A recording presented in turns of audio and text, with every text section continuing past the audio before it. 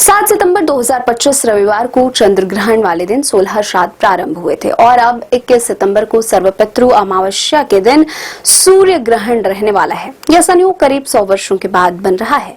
सूर्य ग्रहण वाले दिन कब और कैसे करें सर्वपितृ अमावस्या के दिन का श्राद्ध, जानिए कुतुबकाल और मुहूर्त और सावधानियां। श्राद्ध पक्ष में आने वाली अश्विन माह की अमावस्या और को सर्वपितृ अमावस्या का श्राद्ध किया जाता है। इस दिन सभी ज्ञात और अज्ञात पितरों का श्राद्ध करने का विधान है। यदि तिथि ज्ञात नहीं है तो भी इस दिन श्राद्ध करते हैं। यह पितरों की विदाई का अंतिम और 16वां दिन होता है। इस दिन श्राद्ध कर्म करने और ब्राह्मण भोज कराने का खास महत्व माना गया है।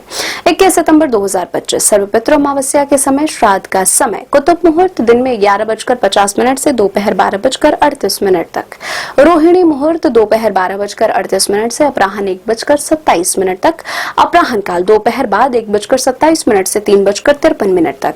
सर्वपितृ अमावस्या के नियम और सावधानियां। इस दिन खीर, पूरी, भजिए, तुअर दाल, चावल, रोटी, मीठा आहार, फल, मिठाई, पालक, भिंडी, जौ, मटर, दूध, शहद और तिल आदि उत्तम और सात्विक आहार ले सकते हैं।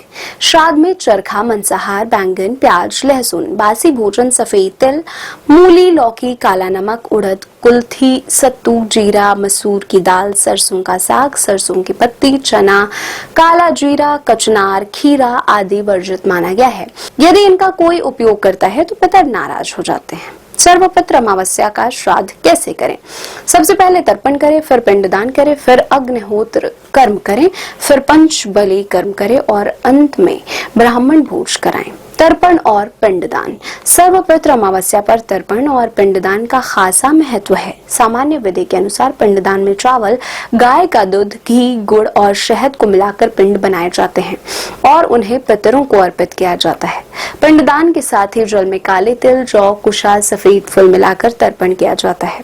पिंड बनाने के बाद हाथ में कुशा, जौ, काला तिल, अक्षत और जल लेकर संकल्प करें। अग्निहोत्र कर्म। एक कंडा अर्थात उपला जलाएं, उस पर घी मिला थोड़ा गुड़ डालें, इस तरह धूप दें। इसके बाद घर में ब्राह्मण भोज करने के लिए जो भी अन्न बना है उसमें थोड़ा थोड़ा अग्नि में डालें। इस तरह अग्निहोत्र कर्म करें। सभी के नामों का एक एक कोल डालते हुए मंत्रों से यह कर्म करें। पंचबलि कर्म।